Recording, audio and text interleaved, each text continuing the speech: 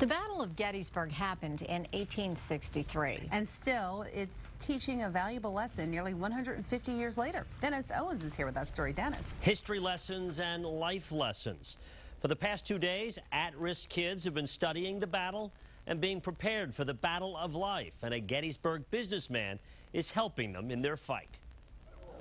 What did you learn that you might be able to apply in your own lives? At Steve Wiley's Lincoln Leadership Institute in Gettysburg, he teaches captains of industry how to more effectively lead, using the battlefield as a metaphor for business. What happened in 1863 and was happening in 2010, they provide a lot of the same challenges, having to take action in a frightening, stressful situation.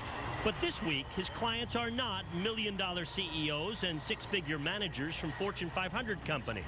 This week, he's gone back to school. We're here in Lincoln Square with the monument to Abraham Lincoln. 28 ninth graders from Allentown are getting a Gettysburg tutorial. And that all men are created equal, Abraham. All men may be created equal, but they are not born to equal circumstances. These kids are at risk, inner city, and poor. Wiley picked up the tab to bust them, feed them, and nourish their minds. They walked the battlefield and ate with Robert E. Lee. Commit yourselves to excellence. Dare to be different.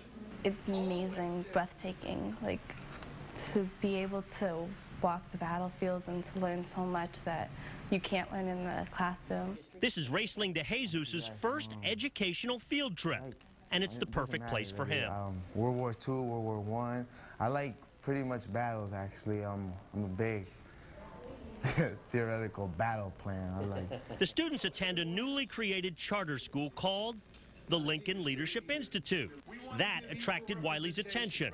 But there's a deeper connection between these kids and this town. Had it not been for that battle and the outcome of that battle here in Gettysburg, we as Latinos and as African Americans may not be here today. And to help them to understand that in history, it's their turn now to rise up and be leaders. In this place that pays homage to the past, an attempt to influence the future. We firmly believe that if you learn emotionally as well as intellectually, the lessons stay with you forever.